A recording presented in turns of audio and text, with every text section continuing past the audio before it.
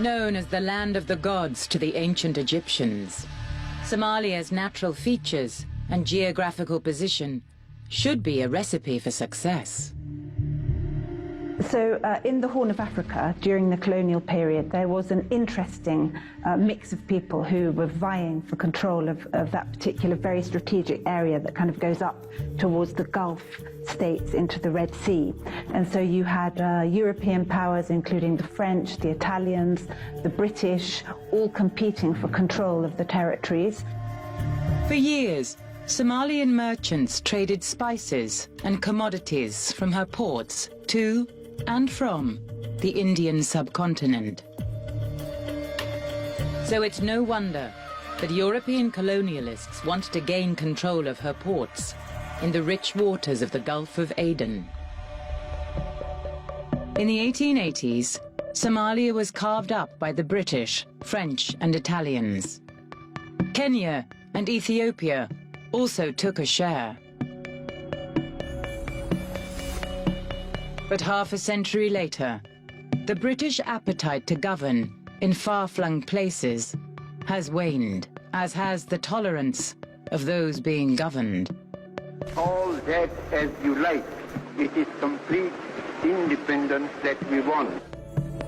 In 1960, Harold Macmillan's Wind of Change speech rings in the end of colonial Britain in Asia, Africa, and the Caribbean.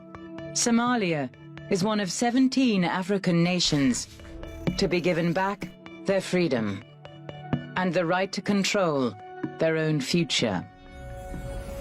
On gaining independence in 1960, British Somaliland merges with Italian Somaliland, creating a new republic called Somalia.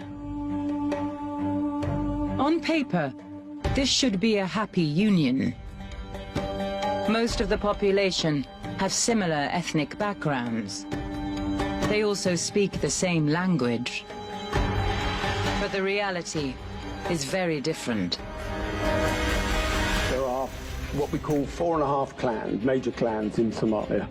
And then the other half is made up of hundreds. Every clan is made up of sub-clans, is made up of families.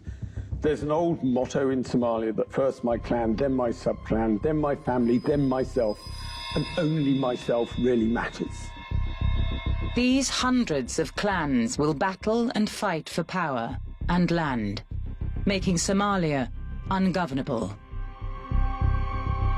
So Somalia was broken up into this very fragmented patchwork of different territories that were constantly shifting because different clans were fighting each other, becoming victorious one moment, losing territory the next. So it was immense flux. And then you look at the Americans coming into this situation, trying to initially provide some kind of humanitarian mission in terms of protecting aid convoys, and they just got dragged into a situation that they had no proper understanding of.